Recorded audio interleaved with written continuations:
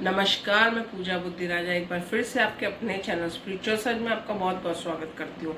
आज का हमारा टॉपिक है हाउ टू डू मेडिटेशन, या फिर कह सकते हैं ध्यान कैसे करें।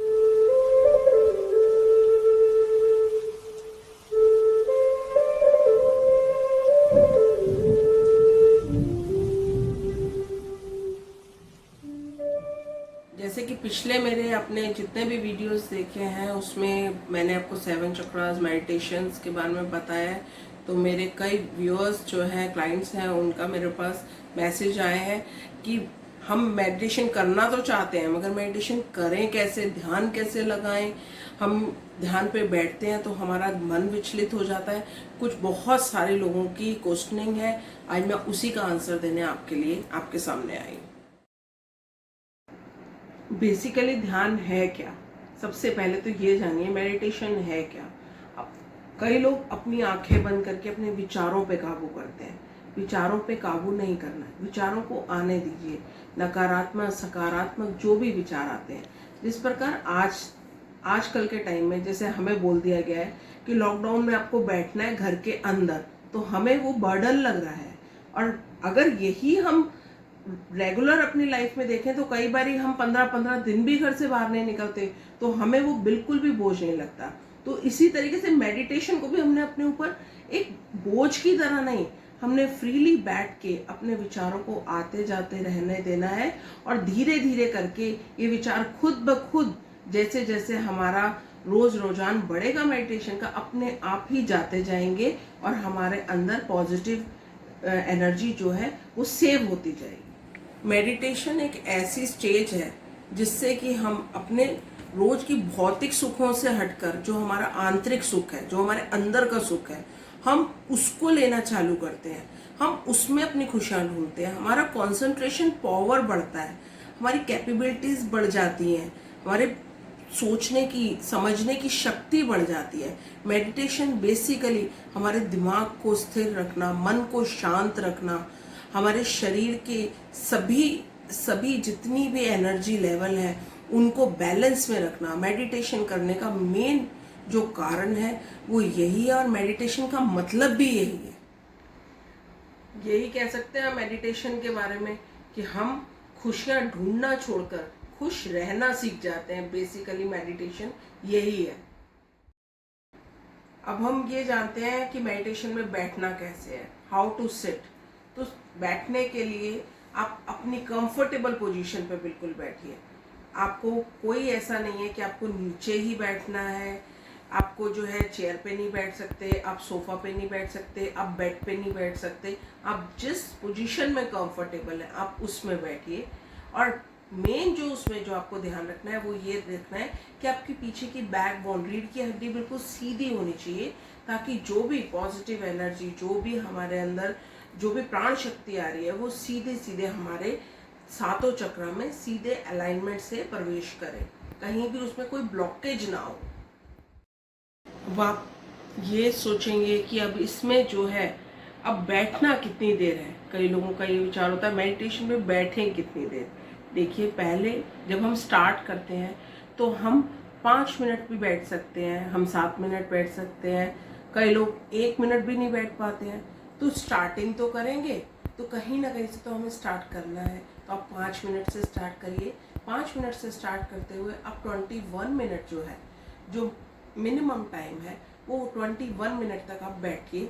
आप मैक्सिमम, आपका ध्यान जब लगने लग जाता है तो कई बार तो पता ही नहीं लगता है कि 45 मिनट्स कब हो गए या 145 मिनट, कोई टाइम का आपको अंदाजा ही नहीं रहेगा। जब आपकी अपनी एनर्जी, जब अपनी बॉडी जैसे जैसे उसकी यूज टू होती जाएगी, आपका टाइम अपने आप रेज होता जाएगा।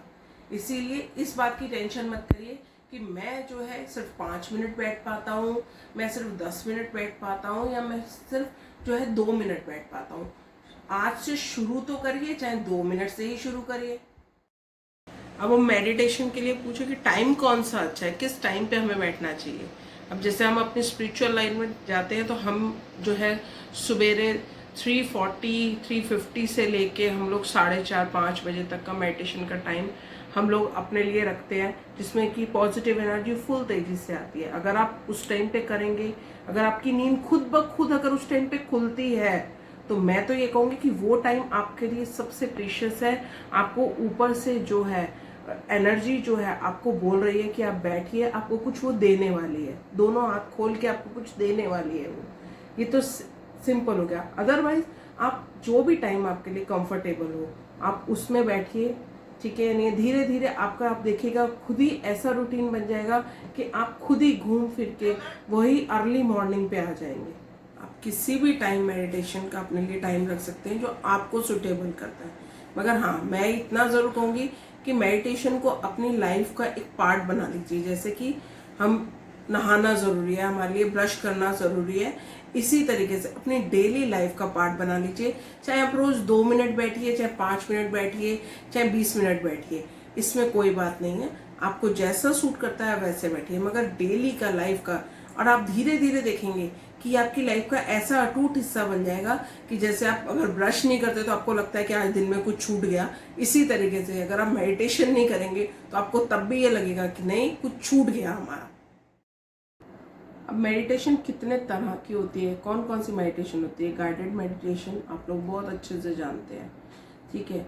उसके अलावा जो हम लोग कानों में बड्स लगा के एक मेडिटेशन करते हैं, जिसमें हम अपनी आंतरिक आवाज़ सुनने की कोशिश करते हैं, एक वो मेडिटेशन होती है। एक होती है कि हम त्राटक क्रिया से मेडिटेशन करते हैं, एक डॉट बनाते हैं, उसमें हम अपना पूरा ध्यान केंद्रित करते हैं, एक मेडिटेशन वो भी होती है।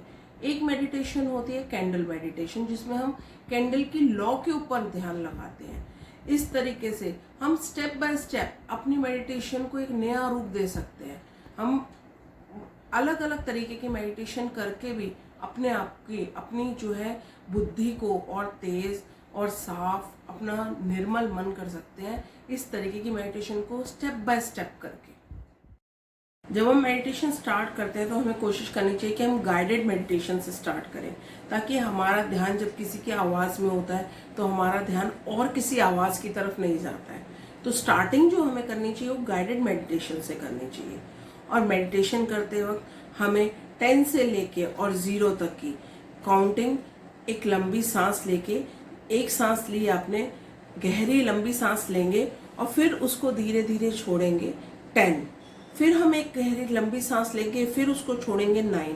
ऐसे करते करते हम 0 तक जाएंगे। ये गहरी सांसें लेने का क्या मतलब हुआ कि हम जो है अपनी बॉडी से जो है ऑक्सीजन अपनी बॉडी में हम भर रहे हैं और कार्बन डाइऑक्साइड उसमें से हम तेजी से रिलीज कर रहे हैं। जब हम ऑक्सीजन भर रहे हैं तो पॉजिटिव एनर्जी हम अपनी बॉडी में भर रहे हैं, जब हम कार्बन डाइऑक्साइड छोड़ रहे हैं तो अपनी बॉडी से नकारात्मक ऊर्जा जो है तेजी से छोड़ रहे हैं।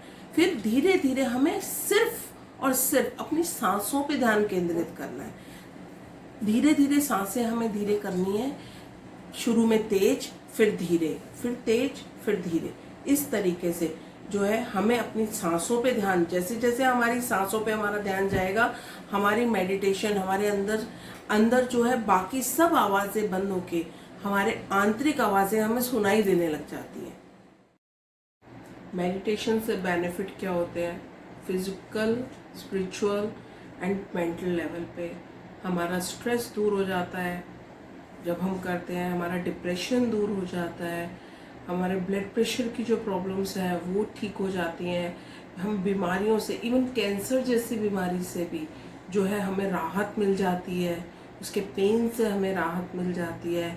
इस तरीके से बहुत सारी चीज़ों में बेनिफिट आते हैं कि हमारा बिजनेस बहुत अच्छा होने लग जाता है। जब हम कंसंट्रेशन हमारा माइंड का बढ़ता है तो हमारा बिजनेस पे फोकस बढ़ जाता है, हमारा बिजनेस अच्छा होने लग जाता है, फाइनेंशियल लेवल हमारा अच्छा हो जाता है, लोगों से हमारा जो है प्यार बढ़ने लग जाता है।